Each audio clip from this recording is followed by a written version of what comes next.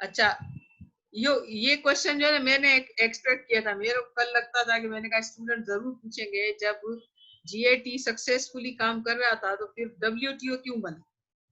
इसमें एक जो है बहुत बड़ा एक पॉइंट था जो मैं अभी आज डिस्कस करूंगी, आपको बताऊंगी कि क्या वजह थी। GAT was an agreement between the countries.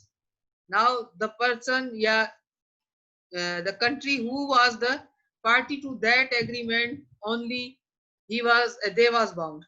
यानी जो मुल्क उसका जो है वो हिस्सा था, जो पार्टी था उसके अंदर, वो उस पे इम्प्लीमेंट होता था, बाकी लोगों के ऊपर नहीं होता था।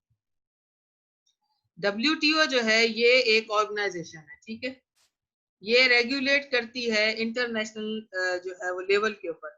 इनके जो रूल्स होंगे वो सारे ममालिक के ऊपर जो है वो मेंबर कंट्रीज के ऊपर, सबके ऊपर इक्वली जो है वो एप्लीकेबल होंगे। और जबकि जीएटी में क्या था कि जीएटी के अंदर जो एग्रीमेंट्स होते थे जिन जिन ममालिक के दरमियान होते थे और जिन ममालिक के दरमियान डिस्प्यूट होता था, तो उनके जो दरमियान जो भी चीजें तय होती थी वो सिर्फ उनके ऊपर इम्प्लीमेंट होती थी, बाकी लोगों के ऊपर नहीं होती। That was only a agreement between the countries, but the WTO is an organization, it works on international level। और यही वजह थी कि जीएटी को रिप्लेस करके डब्ल्यूटीओ को बनाया गया। अच्छा, अब क्या है कि the WTO and its agreements are permanent.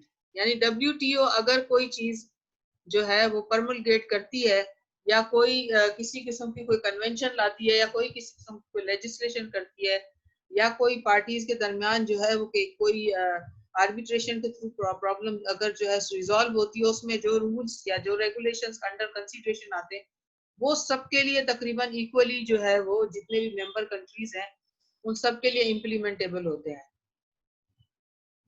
ठीक है, जीएटी के अंदर कॉन्ट्रैक्टिंग पार्टीज होती थी, वहां पर जो कंट्रीज थे they were parties in agreement, and the WTO is an organisation, here is the membership. यहाँ पर लोग जितने भी जो है वो मुल्क हैं वो सारे मेंबर्स हैं और उनका स्टेटस इक्वल है। अच्छा, WTO deals with the trade and services and intellectual property as well as. अच्छा, जो जीएटी है वो इंटेलेक्चुअल प्रॉपर्टी से जो है वो डील नहीं करता था। It was only for the purpose of trade and goods. It does not regulate the principles relating to the intellectual properties.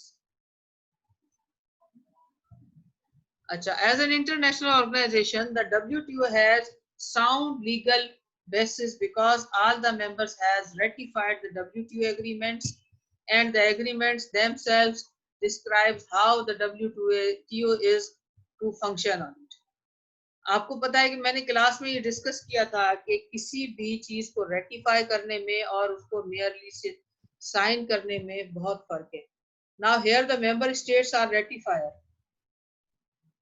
और इसके अंदर जो भी एग्रीमेंट्स या जो भी जो है रूल्स और रेगुलेशंस बनते हैं उसके अंदर डब्ल्यूटीए का जो भी वर्किंग या फंक्शन का जो तरीकाकार है वो लिखा जाता है अलग से।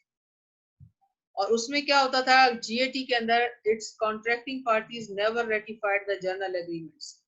अगर कोई जनरल एग्रीमेंट किसी और मुल्क के दरमियान होता था तो दूसरे ममालिक उसको रेटिफाई नहीं करते थे और ना ही उसको एक्सेप्ट करते थे।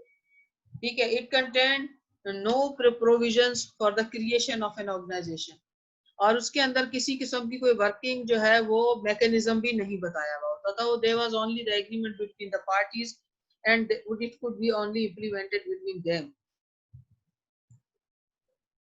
The WTO dispute settlement system is faster and more automatic than the old GAT system. Its ruling cannot be blocked.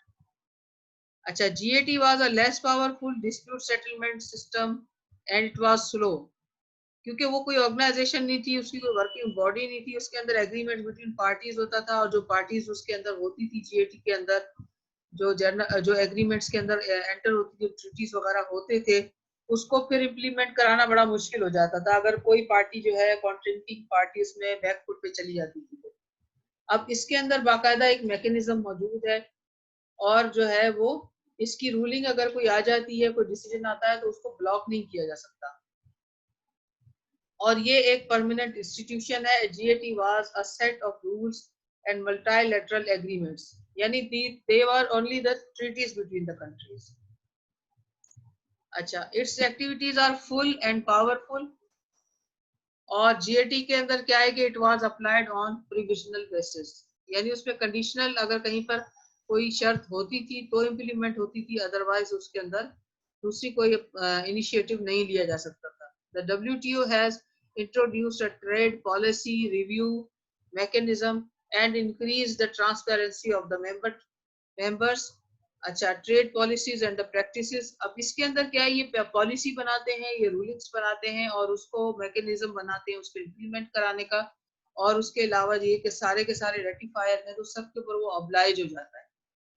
जबकि GAT के अंदर क्या था कि ऐसा कोई मैकेनिज्म नहीं था, इसलिए जो है उसकी जो इफेक्टिवनेस थी वो कम थी, जबकि WTO की इफेक्टिवनेस बहुत ज्यादा है।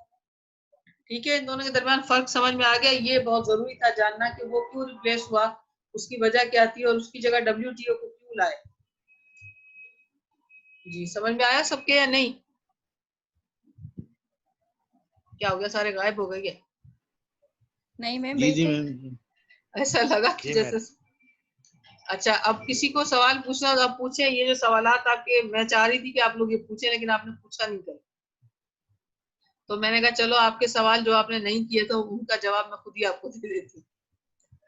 अच्छा, आप समझ में आ गया। तो ये हमारा टॉपिक अब हो गया है कंप्लीट।